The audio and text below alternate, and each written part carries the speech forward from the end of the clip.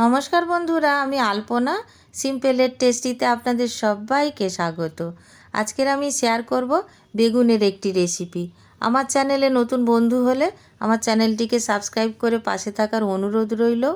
Already যে বন্ধুরা আমার সঙ্গে আছেন তাদের অনেক অনেক ধন্যবাদ। বেগুনের তরকারি বানাবার জন্য 500 গ্রাম বেগুন নিয়েছি, দুটো হয়েছে। এখন বেগুনগুলো ধুয়ে পরিষ্কার করে নিয়েছি, কেটে নেব।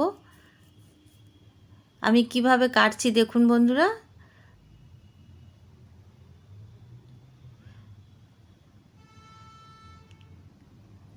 বেগুনগুলো একটু পাতলা করে কেটে নেব। বেশি মোটা মোটা বেগুন কাটলে মশলাগুলো ভিতর পর্যন্ত যাবে না, সেই জন্য পাতলা করে কেটে নেব।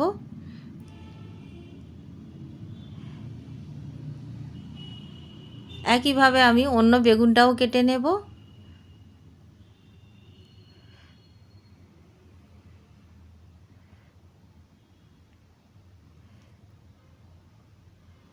বন্ধুরা, এই বেগুনের তরকারি পরোটা বা লুচি বা ভাতের সাথে ভীষণ ভালো লাগে খেতে।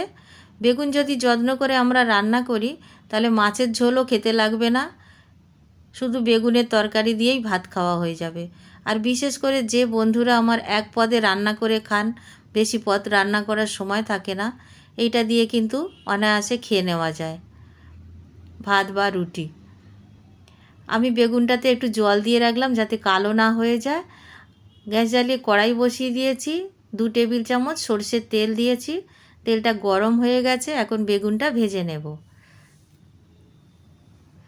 বেগুনটা ভাজার সময় লবণ বা হলুদ কোনো কিছুই দেব না, জাস্ট ভেজে নেব।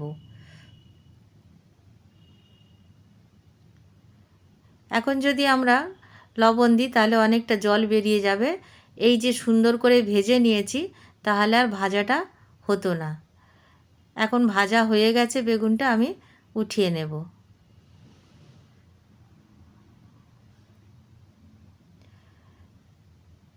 একই কড়াইতে আমি 2 টেবিল চামচ সরষের তেল দিয়ে দিলাম আরও। তেলটা গরম হয়ে গেছে, এখন আমি কেটে রাখা আলু দিয়ে দিলাম।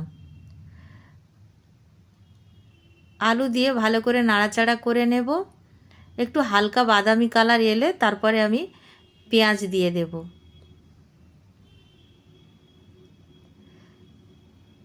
দেখুন কালার এসে গেছে, হালকা বাদামি কালার। এখন আমি 2টো মিডিয়াম সাইজ পেঁয়াজ কেটে রেখেছিলাম দিয়ে দিলাম। এইভাবে যদি পেঁয়াজটা আমরা পরে দিই অনেক বেশি স্বাদ হবে তরকারিতে। 1 থেকে 1.5 মিনিট নাড়াচাড়া করে নেব। তারপরে দিয়ে দেব 1 চায়ের চামচ আদা রসুন বাটা। আবারও 1 মিনিট নাড়াচাড়া করে নেব, তাতে কাঁচা গন্ধটা চলে যাবে আদা রসুনের।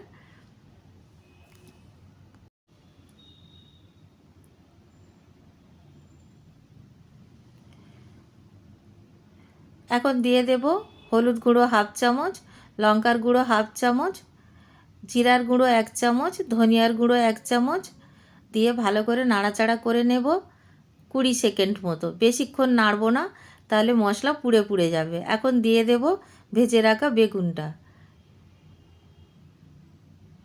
বেগুন দিয়েও ভালো করে মশলার সাথে মিশিয়ে নেব নাড়াচাড়া করে।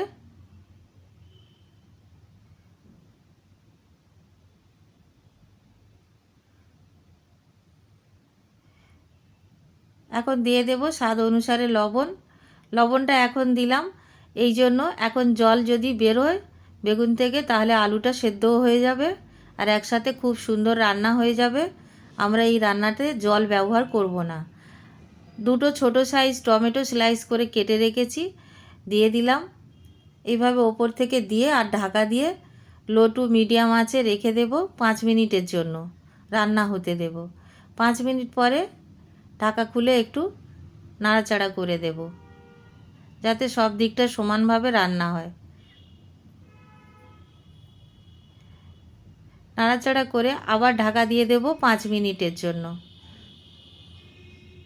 গ্যাসের আঁচটা কিন্তু লো টু মিডিয়াম আঁচে থাকবে। আরও 5 মিনিট পরে দেখুন তরকারিতে কত রকম চেঞ্জ এসে গেছে, অনেকটা চেঞ্জ এসে গেছে। এখন তরকারিগুলো একটু নাড়াচাড়া করে আবারও ঢাকা দিয়ে দেব 5 মিনিটের জন্য। 3 বার এইভাবে 5 মিনিট করে আমি ঢাকা দিয়ে দিয়ে রান্না করলাম। এখন ঢাকাটা খুলে আপনাদের দেখাচ্ছি কেমন দেখতে হয়েছে। দেখুন বেগুন থেকে তেল ছাড়তে শুরু করেছে, একেবারে যেন মনে হচ্ছে মাছের তরকারি রান্না করেছি। দেখুন কত সুন্দর দেখতে হয়েছে, খেতে খুব সুস্বাদু হবে বন্ধুরা। আলুটা সেদ্ধ হয়ে গেছে মানে রান্নাটা আমাদের হয়ে গেছে। আমরা এখন ধনিয়া পাতা কুচি দিয়ে দেব 50 গ্রাম, একটু কম বেশি করে নিতে পারেন। 5টা কাঁচা পাকা লঙ্কা দিয়ে দিলাম, দিয়ে একটু মিশিয়ে দিয়ে দেব আমি হাফ চামচ চিনি। চিনিটা আপনারা যদি না চান না দিতে পারেন, স্কিপ করে যাবেন। আমি স্বাদটা ব্যালেন্স করার জন্য হাফ চামচ চিনি দেব। চিনিটা দেওয়ার পর ভালো করে মিশিয়ে নেব।